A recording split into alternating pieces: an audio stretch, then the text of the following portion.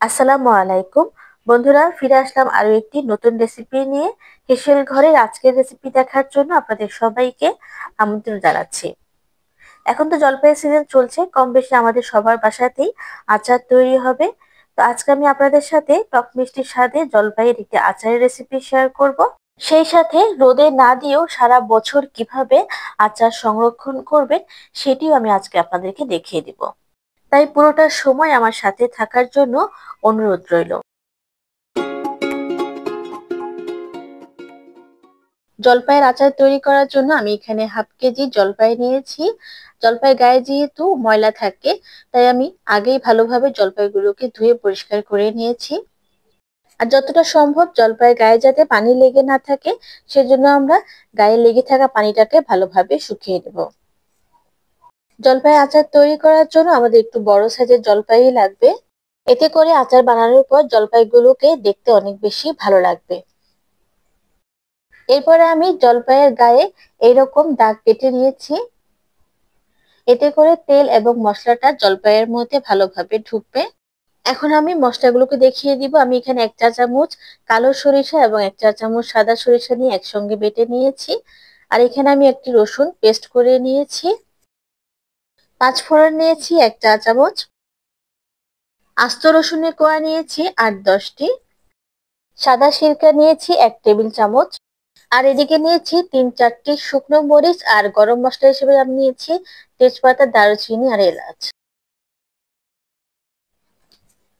এদিকে আমি চুলায় একটি হাঁড়ি বসিয়ে তার মধ্যে 1 কাপ সরিষার তেল গরম করে নিচ্ছি।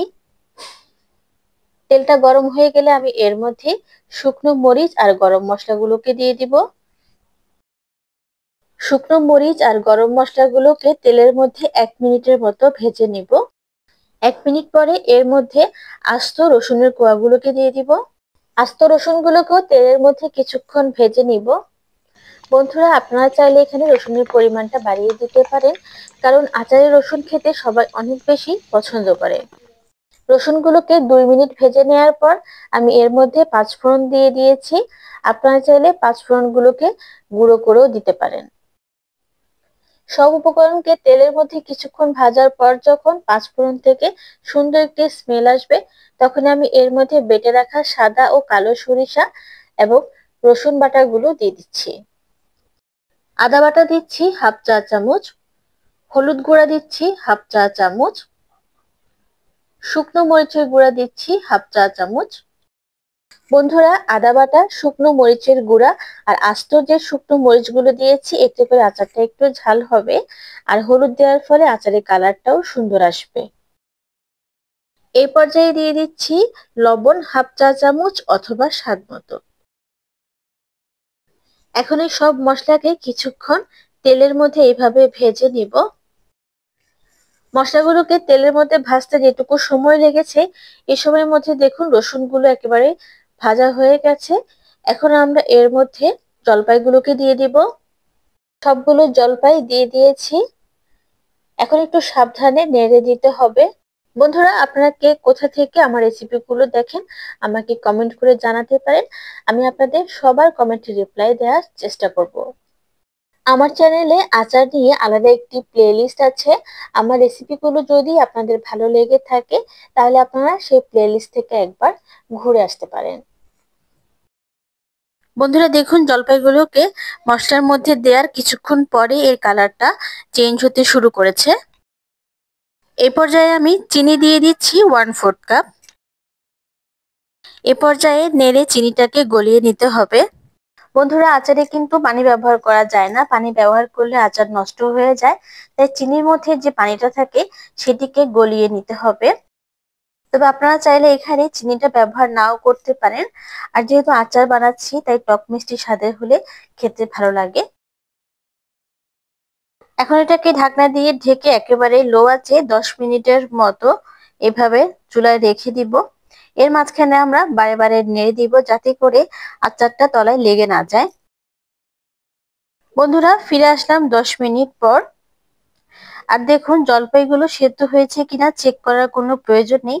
নিজে থেকেই জলপাইটা ভেঙে গেছে। তারপরে আমি আপনাদেরকে একটা টেস্ট করে দেখিয়ে দিচ্ছি। দেখুন, জলপাইটা ভালোভাবে সেদ্ধ হয়েছে। টেস্টের জন্য আমি এখানে 1 চিমটি বিট লবণ দিয়ে দিয়েছি। ভিনেগার দিচ্ছি 1 টেবিল চামচ।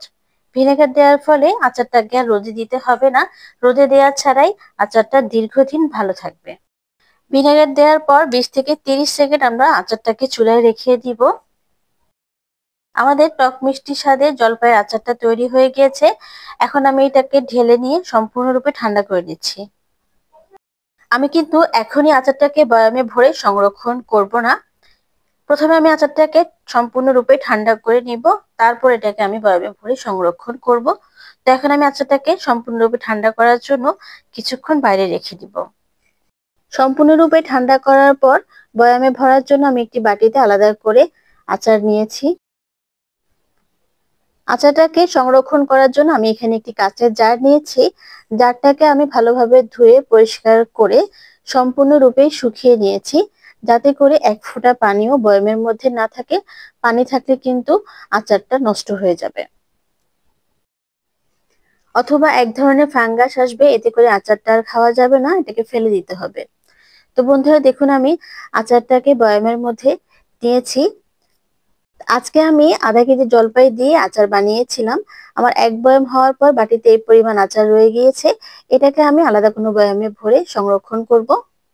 বন্ধুরা দেখুন, আচারের তেলটা এখন এই পর্যায়ে আছে। আপনারা চাইলে এর মধ্যে আরো 1 কাপ পরিমাণ তেল গরম করে ঢেলে দিতে পারেন, এতে করে জলপাইগুলো তেলের মধ্যে ডুবে থাকবে। কিন্তু এই পর্যায়ে এক্সট্রা আর কোনো তেল দিব না। আমি এই অবস্থায় আচারটাকে 1 সপ্তাহের জন্য রেখে দিব। 1 সপ্তাহ পর আমি আপনাদেরকে দেখিয়ে দিব যে আমার আচারটা কোন পর্যায়ে আছে। ফিরে আসলাম 1 সপ্তাহ পর। বন্ধুরা আপনারা নিশ্চয়ই দেখতে পাচ্ছেন, আমি 7 দিন আগে যখন আচারটা বানিয়েছিলাম তখন আচারের তেলটা বয়ামের প্রায় মাঝামাঝি পর্যায় পর্যন্ত ছিল, আর 1 সপ্তাহ পরে দেখুন তেলটা অনেকটাই বেড়ে গিয়েছে। তার মানে আস্তে আস্তে জলপাইগুলো তেলের মধ্যে ডুবে যাচ্ছে। আর কিছুদিন অপেক্ষা করলে হয়তো তেলটা একেবারে বয়ামের মুখ পর্যন্ত চলে আসবে। আমি আপনাদেরকে আরো একটি কথা বলে দিতে চাই, আমি কিন্তু এই 1 সপ্তাহের মধ্যে আচারটাকে একবারের জন্য রোদে দেইনি। নর্মাল অবস্থাতে রাখার পরেও দেখুন তেলটা আস্তে আস্তে উপরের দিকে উঠে আসছে। তো আসলে আমি এই জন্যই 1 কাপ তেল দিয়ে আচারটা বানিয়েছিলাম। আপনারা চাইলে এর মধ্যে এক্সট্রা করে তেল দিতে পারেন। তো যতটা সম্ভব ডিটেইলস আমি আপনাদের সাথে রেসিপিটি শেয়ার করার চেষ্টা করলাম। যদি ভালো লেগে থাকে তাহলে প্লিজ আমার চ্যানেলটি সাবস্ক্রাইব করে আমার পাশে থাকবেন। তো আজকের মতো এখানে বিদায় নিয়ে নিচ্ছি। আল্লাহ হাফেজ।